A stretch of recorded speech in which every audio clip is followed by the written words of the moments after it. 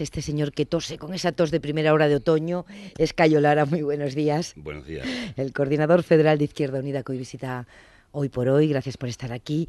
¿Cree como el Partido Popular y el PSOE que hay que regular las funciones del príncipe, regular el estatuto del heredero para, en fin, tratar de cubrir circunstancias como las que se van a dar en este país a partir de esta tarde cuando el rey se ha sometido a su nueva operación? No, para nada. No hay que entrar a hablar de regulación sin hablar primero de si el pueblo español quiere o no quiere tener un nuevo rey. Ese es el elemento fundamental. Y para nosotros estamos en una oportunidad de oro para que se pueda promover desde la propia Zarzuela y naturalmente por el Gobierno una modificación de la Constitución para que el pueblo español sea consultado y decida si quiere seguir manteniendo monarquía o quiere tener una república. ¿Y qué le diría a quienes temen que abrir ese debate en un momento tan delicado de nuestra historia como este y con una crisis económica tan dura, tan terrible?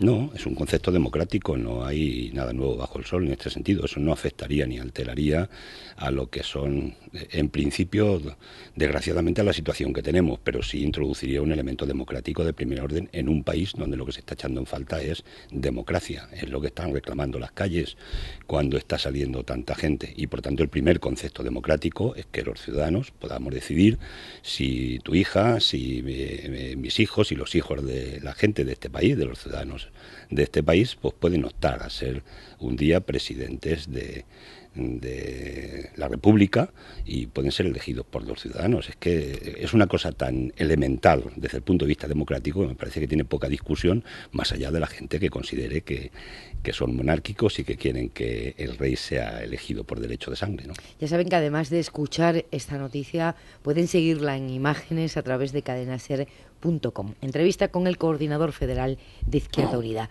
Merkel arrasa. Tanto que hay que pensar, cuando uno consigue una mayoría así, que le han votado personas de espectro político amplio, ¿no? Del centro derecha al centro izquierda. Yo no tengo claro en ese arrasar, ¿no? Ha sido el primer titular y efectivamente es lo que se ha vendido a la opinión pública, ¿no? Pero si analizamos que los liberales han perdido de 14 puntos y pico que tenían, se han quedado con 4 y pico, y Merkel ha recuperado 7 puntos más de lo que tenía, es decir, hoy el espacio centro-derecha en Alemania, con Merkel en la cabeza, tiene menos votos y menos apoyo ciudadano que tenía en las anteriores elecciones. Hay que desmitificar este éxito.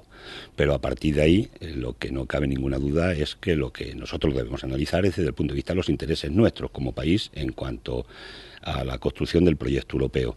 Y hasta ahora lo que Merkel ha representado para los ciudadanos españoles y para una mayoría social importante en la Unión Europea es política de recortes, es política de ajuste duro, son situaciones comparadas en cuanto a los créditos con las empresas alemanas mucho más bajos y más baratos que los créditos, por ejemplo, a las empresas españolas.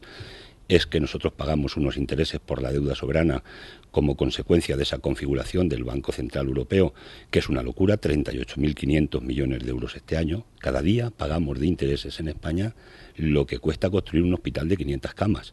Y todo esto por una política diseñada por la Troika, pero en la que la Merkel es una pieza clave. Por tanto, para nosotros consideramos que nosotros nos alegramos del éxito de Merkel porque significan más recortes en España, más políticas de austeridad y no resolver los problemas fundamentales que tiene la construcción europea. Me gustaría saber su análisis sobre, a propósito de una pregunta que he repetido mucho en las últimas 24, 72 horas, los partidos de la izquierda acusan a las políticas de la derecha de estar en el origen de esta crisis que venimos padeciendo, con la desregulación de los mercados, y sin embargo, las urnas, los ciudadanos que son quienes padecen el resultado de esas políticas, no le dan mayoría a las izquierdas. En Alemania, aunque sociológicamente entre el SPD, la izquierda y los verdes suman una mayoría, ellos mismos dicen que es impensable ese tripartito político y en cualquier caso, tanto los verdes como el partido de la izquierda han votado con respecto a las últimas elecciones.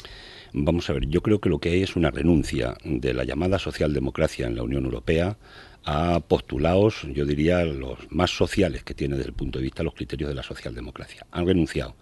La construcción europea se está haciendo con los partidos conservadores, pero no es menos cierto que también con el aval de los partidos llamados socialdemócratas. La construcción de esta Unión Europea, que ha construido este Banco Central, por poner un ejemplo que todo el mundo puede entender, un Banco Central que no está al servicio de los intereses de los ciudadanos y de los países, sino que está al servicio de los intereses de los bancos que especulan gracias al dinero barato del Banco Central para los bancos y que después especulan cuando compran deuda soberana de los países a un precio más caro y por tanto especulando con eso, ¿no? Cuando se ha hecho una política que se ha diseñado en desregular, cuando se ha hecho una política que alimenta las deslocalizaciones, cuando se hace una política de bajar los salarios en los países especialmente del sur, que es una apuesta que están haciendo clara. Yo creo que lo que hay es, en un momento determinado, hay una cierta confusión en una parte del electorado, especialmente en lo que tiene que ver con las políticas socialdemócratas, ¿no? Yo creo que para mucha gente que ha votado hoy a la socialdemocracia europea, en Alemania, en este caso concreto, yo creo que deben estar muy extrañados de que, pudiendo tener mayoría absoluta en el Parlamento alemán, la socialdemocracia, la izquierda de Linke y los verdes, que no hagan uso de esa mayoría absoluta que tienen para poder orquestar un gobierno desde el punto de vista de centro-izquierda y que hagan políticas distintas a las que vienen aplicando las políticas más duras y más neoliberales de la Merkel. El problema y el drama es que la socialdemocracia está inmersa en eso y tal vez tiene mucho que ver con estas políticas el deterioro, y en el caso nuestro en España, que se está produciendo por parte del Partido Popular, pero también del Partido Socialista, por haber aplicado unas políticas en el periodo anterior que tenían mucho que ver con estas políticas de desregulaciones y políticas, en definitiva, que son políticas propias de partidos conservadores y partidos de la derecha. Si se produce la hipotética gran coalición entre Merkel y la socialdemocracia, ¿tenemos que esperar un cambio en la política europea que impulsa Alemania? ¿Usted lo espera? Yo creo que no, porque para eso tiene que haber un cambio profundo de concepciones. Y yo, desgraciadamente, de la información que hemos recibido en esta campaña electoral en Alemania, que parece que en políticas exteriores se parecen casi como dos gotas de agua lo que ha defendido la socialdemocracia con lo que el Partido Socialista Alemán, en este caso, el SPD, y lo que ha defendido la CDU. Es que se parecen muchísimo, desgraciadamente, y por tanto eso no apuesta en la dirección o no apunta en la dirección de que pueda haber un cambio de políticas. Sí lo habría un cambio de políticas si se configurara una alianza, repito, que contaría con la mayoría del Parlamento, en el sentido que decía anteriormente, entre el SPD de Linke y el Partido de los Verdes. ¿Y aquí en España usted defendería una mayoría con el Partido Socialista si los números lo cuadraran así en las próximas generales? ¿Un gobierno como el andaluz? Aquí estamos hablando de correlación de fuerzas. Es decir, vamos a ir a procesos electorales y a nosotros nos gusta anticipar acontecimientos. Yo, alguna gente que me ha preguntado en este sentido, he dicho algunas veces, yo lo que no sé es si el Partido Socialista nos apoyaría a nosotros en la hipotética situación de que fuéramos una fuerza mayoritaria en la izquierda alternativa, desde Izquierda Unida, los aliados que tenemos en este proceso. La pregunta sería al Partido Socialista, ¿ustedes apoyarían a Izquierda Unida y sus aliados para conformar un gobierno en España? Pero eso es hacer futurología, ¿no? Lo que nosotros creemos es que aquí lo que cuenta es la correlación de fuerzas. Y la correlación de fuerzas es lo que los ciudadanos dicen cuando van a las urnas en función de cómo quieren que se apliquen las políticas futuras. Y si a las alternativas y las propuestas concretas alternativas que nosotros defendemos y que son las que se puede construir una España diferente y una España social y no una España de los banqueros y de los especuladores financieros como se está construyendo en este momento, si a esas políticas, repito, que defendemos alternativas, la gente se apunta y se apunta de una manera importante y además no solamente va y vota cada 4 años, sino que se implica en la participación directa en una democracia participativa, pues evidentemente será lo que configurará después las políticas que se lleven al Boletín Oficial del Estado. En Andalucía ha habido un acuerdo de gobierno, pero todo el mundo sabe en Andalucía que precisamente el peso que está teniendo Izquierda Unida en el gobierno andaluz es el que está posibilitando que se lleven leyes recurridas por el gobierno central, como es el caso del tema de desahucios, leyes valientes, leyes que tienen que ver con el problema real que tienen los ciudadanos, y eso es hacer política con mayúsculas, ¿no? Y por tanto esa influencia en ese gobierno andaluz se está viendo desde el punto de vista positivo por cada vez más ciudadanos de Andalucía. Le pregunto porque a esa correlación de fuerzas a las que usted se refiere, que es lo importante, Izquierda Unida en España le ha dado recientemente 2 respuestas diferentes, una en Andalucía y otra en Extremadura. Sí, porque tenemos contradicciones y hay que reconocerlo, no se nos caen los anillos por eso, ¿no? En Andalucía nosotros somos una fuerza federal, cuando estamos defendiendo el Estado federal lo estamos diciendo con mayúsculas, ¿no? En Andalucía nuestra organización decidió que tenía que conformar gobierno con el Partido Socialista, porque así lo decidió la base de nuestra organización, ya había una mayoría que conformar en esa Andalucía, y en Extremadura decidieron abstenerse y no participar y dejar que el partido que había tenido más votos, en este caso el PP, gobernara. Nosotros no hemos compartido, ni yo comparto, y lo diré una y mil veces, la decisión que nuestros compañeros adoptaron en Extremadura, pero la adoptaron, ¿no? Y los tiempos vendrán y darán o quitarán razones, ¿no? Pero de cualquier forma, la hoja de ruta, en este caso concreto, aprobada por la Dirección Federal de Izquierda Unida y todos sus órganos, es que nosotros no conformaremos gobiernos con el Partido Popular. Dice el presidente del Gobierno, Mariano Rajoy, hoy en Wall Street Journal, que la recesión ha terminado, pero que no ha terminado la crisis y que, por lo tanto, tenemos en el horizonte nuevas reformas, nuevos ajustes. ¿De dónde rascar todavía? Miedo nos da Rajoy cada vez que habla de que vienen nuevos ajustes y nuevas reformas, ¿no? Rajoy es un apéndice del poder financiero, es un siervo de la Troika, él lo único que está haciendo es aplicando las políticas que le están marcando desde Bruselas, y la mejor prueba es que ha salido corriendo como loco a felicitar a Angela Merkel. Era previsible que la felicitara, pero cuando la está felicitando los recortes. Y está felicitando la política de austeridad y la política de dureza que ha aplicado, en este caso, Alemania, con su influencia importante en la Unión Europea en estos años que hemos pasado, ¿no? ¿Hay más recortes? Sí, los impone la Troika y Rajoy lo acepta sumiso. Nos impusieron que había que hacer la reforma del 135 de la Constitución para pagar primero los intereses y la deuda a los acreedores, y el Partido Socialista y el Partido Popular se pusieron firmes y modificaron la Constitución cuando gobernaba Zapatero. Ahora nos dicen que tienen que darle un recorte a las pensiones antes del 31 de diciembre y ya tienen preparado el proyecto para pegarle un viaje a las pensiones que está calculado por comisiones obreras con una pérdida hasta el año 2022 de entre el 15 y el 28% de las pensiones. El Gobierno insiste en que hay margen de maniobra para negociar la reforma de las pensiones. ¿Ustedes creen que es así? Es que nosotros lo que creemos es que no hay ninguna razón para recortar las pensiones en España. Es que no existe ninguna razón. Es decir, el Gobierno es que da por hecho que va a haber siempre 6 millones de parados que no van a tributar a la Seguridad Social. ¿Que nos quiere condenar definitivamente a este país a eso? Yo pienso que algunos millones de estos un día trabajarán y cotizarán, porque si no tenemos un país fallido, un Estado fallido, y eso serían más recursos a la Seguridad Social. El Gobierno da por hecho que no va a haber igualdad de salarios entre los hombres y las mujeres, que siga habiendo un diferencial en determinados sectores de la sociedad de salarios más bajos en la mujer. El Gobierno da por hecho que no se va a elevar el salario mínimo interprofesional y se va a cotizar más a la Seguridad Social, pero sobre todo hay un dato importantísimo, y es el que tienen que conocer los oyentes y los ciudadanos, ¿no? Y es que en España estamos en 2,8 puntos, casi 3 puntos PIB, cerca de 30.000 millones, por debajo del gasto medio de la Unión Europea en pensiones. Es decir, y en España el Producto Interior Bruto no se ha reducido, estamos en 1 billón de euros de Producto Interior Bruto, 1.050.000, para ser más exactos. Es decir, mantenemos la misma riqueza que teníamos antes, incluso más, y por tanto tenemos posibilidades, desde cualquier punto de vista que se mire, de poder mantener nuestro sistema actual de pensiones.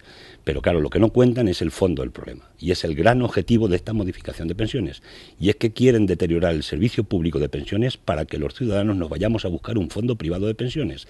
Ese es el eterno objetivo de la banca, el gran negocio de la banca y empresas aseguradoras, y por tanto a ese objetivo es al que supedita este Gobierno lo que es su política de pensiones, como supeditó también el propio Partido Socialista en el pensionazo que dio en el periodo anterior. Y tiene vuelta atrás, porque seguramente muchos de nuestros oyentes preocupados con la pérdida de derechos, con la pérdida de servicios públicos, la pregunta que se hacen es, ¿esto tiene vuelta atrás? O sea, pase lo que pase en unas elecciones generales, ¿de verdad vamos a poder recuperar el nivel de bienestar en el que estábamos antes de esta crisis? ¿O el estado de bienestar ha finiquitado? ¿Han certificado su defunción, por ejemplo, desde Holanda? No, vamos a ver, yo creo que hay unos cuantos elementos. Si tuviéramos menos riqueza que teníamos hace 10 años o 5 años en España, o 15 años, pues podíamos entender que teníamos que vivir peor.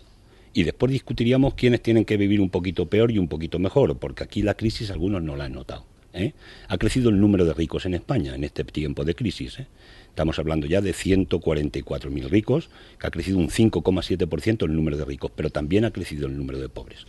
Por tanto, aquí no hay un problema de falta de riqueza, hay un problema de reparto de la riqueza. Las rentas del trabajo, los salarios que cobramos los que tenemos un salario, han bajado por vez primera en la historia de la democracia por debajo de las rentas de los beneficios del capital. Es decir, aquí sigue habiendo riqueza. El problema es un problema de redistribución de riqueza. Aquí sigue habiendo recursos, pero claro, tenemos un fraude fiscal de 90.000 millones de euros y que no pagan fundamentalmente en el 73% lo que son las grandes empresas de este país, que defraudan más y no pagan sus impuestos como deben de pagarlos a la hacienda pública. Es decir, si hay riqueza, el problema es cómo se redistribuye. Y en segundo lugar, es que no podemos seguir gestionando desde lo público la sanidad pública, es que no podemos seguir gestionando la educación pública desde lo público. ¿Por qué tenemos ahora que decidir de la noche a la mañana que no funciona lo público? No es que no funcione, es que el gran objetivo que tienen también, igual que con las pensiones, es deteriorar servicios públicos. Esta es la doctrina, si esto está inventado, deteriorar los servicios públicos esenciales para justificar ante los ciudadanos su privatización. Y yo lo que digo es que los que son incapaces de gestionar desde lo público lo que son los recursos públicos y los bienes públicos que los ciudadanos ponen en nuestras manos, lo mejor es que se retiren de la política pública y se vayan a trabajar al sector privado, pero desde luego que no estén en el sector público para deteriorar y destruir el sector público, que es lo que están pretendiendo ahora mismo y se ve clarísimamente en lo de la sanidad pública en España y en este caso en la Comunidad de Madrid. El Partido Popular ha vuelto a vetar sus iniciativas y las del PSOE sobre el caso Bárcenas. Ayer, la última vez, en el Congreso, ¿piensan tomar alguna medida, no sé, judicial? ¿Qué alternativa hay a ese bloqueo parlamentario? Lo vamos a ver dentro de unos minutos, vamos a reunirnos para hablarlo, probablemente vamos a plantear un recurso de apelación al tribunal, porque claro, estamos hablando de que ya estamos hablando de derechos fundamentales. Es que el Partido Popular lo que ha planteado es una especie de omertá en el conjunto del Estado, la ley del silencio. Voy a poner unos cuantos ejemplos si son conocidos, desde hacer ruedas de prensa desde el plasma, desde ruedas de prensa donde los periodistas ya no pueden preguntar, desde decidir que en el tribunal nos han pedido ahora el Partido Popular, ha pedido al juez que expulse a Izquierda Unida y a los aliados que presentamos la querella sobre Bárcenas, que nos expulse de la causa, porque no quieren que salga información al exterior. Y finalmente, ayer, que decide la mesa en el Parlamento que no se debate una moción que es el resultado de una interpelación urgente que presentamos la semana pasada. Pero oiga usted, si ustedes tienen mayoría absoluta de 186 diputados en el Parlamento para que ninguna moción prospere como no están prosperando, si tienen la mayoría, ¿a qué tienen miedo? ¿Al debate? ¿A que la gente conozca realmente cosas que no quieren que conozcan en cuanto a la relación de Bárcenas con el PP y a Rajoy con el caso más grave probablemente que hemos tenido de corrupción político-económica en España? Ese es el fondo. Quieren imponer la omertá, la ley del silencio, y eso no es posible porque están afectando, repito, a derechos fundamentales de los ciudadanos. Me decía que van a presentar un recurso ante qué tribunal. Sí, pienso que es ante el Tribunal Constitucional porque se está vulnerando ahora mismo un elemento central y esencial. Es decir, es que es inusual, es inédito en el Parlamento que como consecuencia de una interpelación se produce la moción a la semana siguiente y se nieguen a debatirla y argumentan que porque no se ajusta a la cuestión. No es verdad. Nosotros en la interpelación, y ahí está el texto que intervino nuestro portavoz, José Luis Centella, la semana pasada en el Parlamento, es que la moción se ajusta exactamente a ese tema. Es una moción de lucha contra la corrupción y además hacemos una propuesta concreta, una batería de propuestas, como ya llevamos haciendo mucho tiempo, para que realmente se aborde en serio la lucha contra la corrupción en España. ¿Ustedes han ampliado su querella ya? ¿Por qué se querellan contra Acebes y Cascos y no contra Arenas y Cospedal? Porque queremos en cada querella que hemos presentado, la ampliación de querella, queremos estar totalmente asegurados para que el juez no la eche para atrás, o bueno, la considere para admitirla a trámite, ¿no? Y vamos con mucha prudencia en este caso. Hicimos la querella primero el 28 de febrero y quiero decir aquí que si hoy estamos hablando de Bárcenas y del PP y de esta situación es porque presentamos una querella el día 28 de febrero. Hasta entonces, más allá de lo que había salido en medios de comunicación, estaba el tema absolutamente muerto. Ni la Fiscalía había entrado en ese asunto, ¿no? Y a partir de que la ponemos se ha puesto en marcha en este sentido el mecanismo. Hemos ido, y la querella en concreto, hemos ido en el caso a presentarla frente a Cascos, porque además de secretario general del partido fue tesorero entre el periodo 90 y 93, por tanto tiene una implicación directa, y en el caso de Acebes, que también se movieron cantidades importantes en los papeles de Bárcenas en ese periodo de tiempo, ¿no? Tenemos pendiente y estamos pensando todavía la de quién será la responsabilidad de la custodia de los ordenadores, si sería la secretaria general o una vicesecretaría general del Partido Popular. No queremos errar el tiro, el tiro democrático, en este caso concreto en lo que tiene que ver con la ampliación de querella, pero es por destrucción de pruebas, por lo que la vamos a volver a presentar en este sentido, pues seguramente que en breves semanas, ¿vale? Y luego en el caso de Mariano Rajoy también estamos estudiando la posibilidad de llamarle como testigo y que declare ante el juez, porque nosotros entendemos que ante el juez, si miente, hará perjurio, y entonces en este caso sí está ya tipificado de una manera determinada. Y sin embargo, ustedes gobiernan en Andalucía con un partido salpicado allí por un enorme escándalo también, el de los ERE. ¿Cree que el gobierno de Susana Díez está ya libre de toda sospecha en relación con este caso? Yo no lo sé, porque eso no lo sabemos hasta que no se descubren cosas y pensamos que puede estarlo, ¿no? Pero sí quiero decir una cosa. ¿Pero cuál es su listón ético para ese gobierno en coalición? El listón ético nuestro lo tenemos determinado en nuestro código ético aprobado en nuestra organización, el nuestro, y el que nos gustaría que tengan los demás, por lo menos esos mínimos, ¿no? Y es que ningún imputado y procesado por delitos relacionados con la corrupción debe estar en un cargo público. Ese es lo que tenemos en nuestro código ético e intentamos que se cumpla donde estamos y con los socios en este caso. Pero quiero decir una cosa. Gracias a Izquierda Unida se hizo la comisión de investigación de los ERE en Andalucía. Gracias a esa comisión de investigación, que por cierto vetaron determinados párrafos el PP y el PSOE, le ha servido también a la jueza para que siga instruyendo ese proceso en el caso de los ERE de Andalucía.